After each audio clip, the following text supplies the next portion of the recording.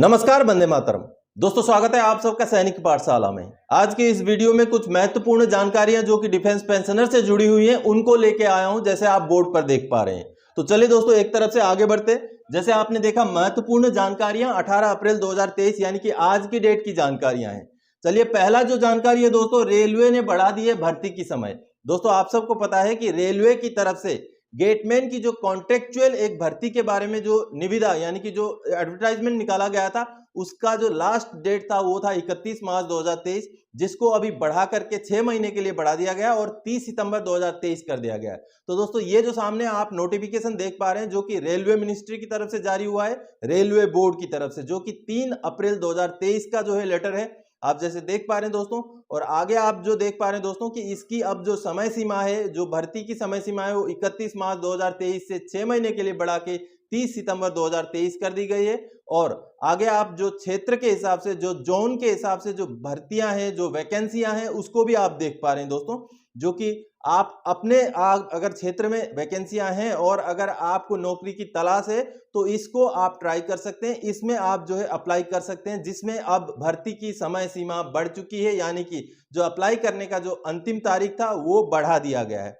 तो दोस्तों, चलिए आगे बढ़ते हैं। अगली जो जानकारी है वो है OROP 2 का केस ऑनरेबल सुप्रीम कोर्ट ने कर दिया डिसमिस, कहा मिसकंसीव्ड। तो आप सबको पता है कि OROP के ऊपर एक और केस चल रहा था जो कि एक्स ग्रुप का 2 विभागों में कर दिया गया था, प्री 16 और पोस्ट 16। उसके ऊपर माननीय सुप्रीम कोर्ट में केस दायर था। अब उसकी सुनवाई जो 17 अप्रैल यानी कि कल थी, उसके ऊपर सुनवाई करते हुए माननीय सुप्रीम कोर्ट ने उस केस को डिसमिस कर दिया और कहा है कि मिसकंसीव्ड यानी कि गलतफहमी हो गई है। दोस्तों, जैसे कि आप ये सामने कोर्ट ऑर्डर देख पा रहे हैं, जिसमें माननीय कोर्ट का ये 17 अप्रैल 2023 का ऑर्डर है। जैसे आप देख पा रहे हैं दोस्तों, 17 अप्रैल 2023 का यह ऑर्डर है और इसमें सुनवाई करते हुए माननीय कोर्ट ने जो आदेश अपना दिया है, जैसे आप देखिए, ये जो आदेश का जो लाइन है मैं आपको पढ़ के सुना देता हूं। The miscellaneous application which seeks intervention in a matter which has disposed of by the judgment of this court dated 16 March 2022 is misconceived. The miscellaneous application is dismissed. यानी कि दोस्तों, इंडियन एक्स सर्विसमैन मूवमेंट ने जो case दायर किया था, उस case के साथ लिंक करके इस मामले की सुनवाई शुरू हो गई थी, जो कि कहीं ना कहीं सही नहीं था, जिसकी वजह से इस गलतफहमी की वजह से इस केस को, इस मसले को यहीं पर रद्द किया जाता है, ऐसा माननीय सुप्रीम कोर्ट ने आदेश दिया है। अब इस केस को अगर दोबारा से जो चलाना है माननीय सुप्रीम कोर्ट में, तो दोबारा से अपील करनी पड़ेगी, जिसमें अगर कोई अपडेट आता है तो आगे आपको मैं दे दूंगा। चलिए दोस्तों, आगे बढ़ते हैं। तीसरी जो जानकारी है वो कम्यूटेशन से जुड़ी हुई है और बड़ी जानकारी है दोस्तों। यह है कम्यूटेशन की अवधि 12 साल करने के लिए रेलवे एसोसिएशन की मांग।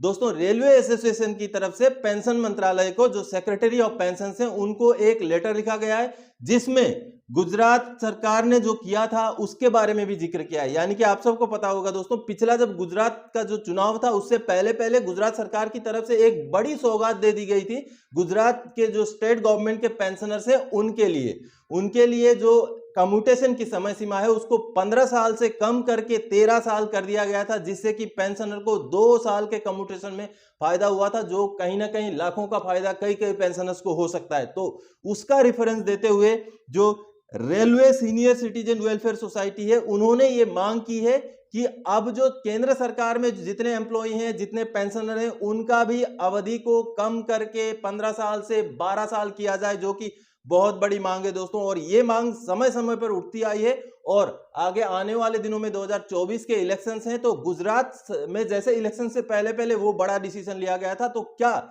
ऐसा डिसीजन हमें देखने को मिल सकता है? क्योंकि ये एक पेंशनर्स के लिए बड़ी सौगात हो सकती है अगर कम्यूटेशन का जो अवधि है वो 15 साल से कम करके 13 या 12 साल किया जाता है। तो दोस्तों, इसमें ब्याज दरों का भी जो हवाला दिया गया है, कुछ ब्याज दरें 11.3% थी, तो आज के डेट में 2022 में वो दरें कम होकर के 6.8% हो चुकी है, जिसकी वजह से कम्यूटेशन का जो अवधि है, जो पीरियड है, उसका कम होना जरूरी है। और साथ ही साथ 14 साल से उसमें कोई रिवीजन नहीं हुआ है। लास्ट जो रिवीजन हुआ था 2008 में हुआ था, तो उसको रिवाइज करना अभी बहुत जरूरी है, ऐसी मांग उस लेटर में कही गई है दोस्तों।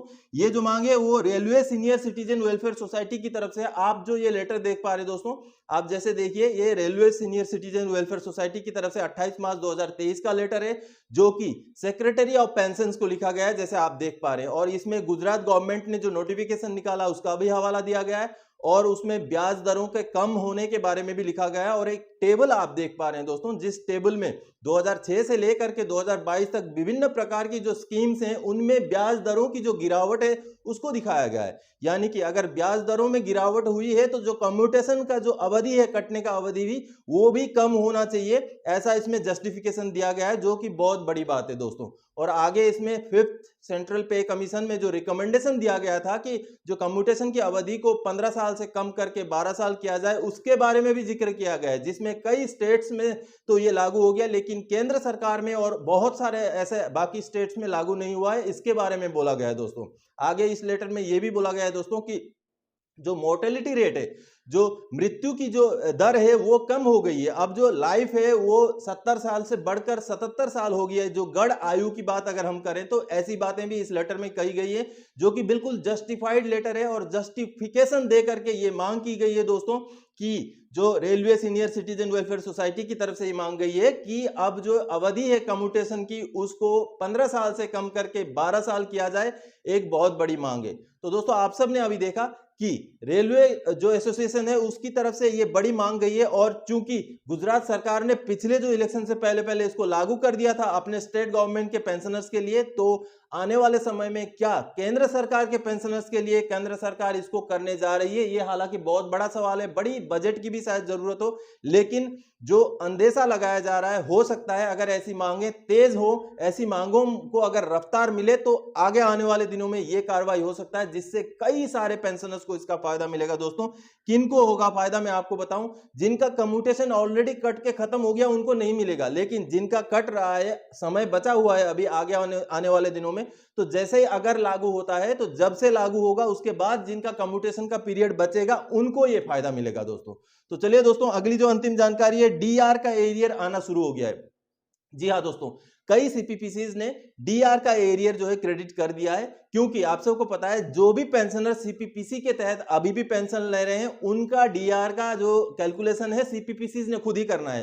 तो कई सारे बैंकों के सीपीपीसीज ने अभी जारी कर दिया, हालांकि ये बता दूं कि कई सारे बैंकों ने अभी तक जारी नहीं किया है, तो अभी आना शुरू हुआ है। आगे आने वाले कुछ दिनों में जो भी पेंशनर बैंक से पेंशन ले रहे हैं उनका डीआर का एरियर जल्दी मिल जाएगा, और जिनका पेंशन स्पर्श से आ रहा है उनका डीआर का एरियर अगला महीने का जो पेंशन आएगा उस पेंशन के साथ उस डीआर का एरियर मिलेगा।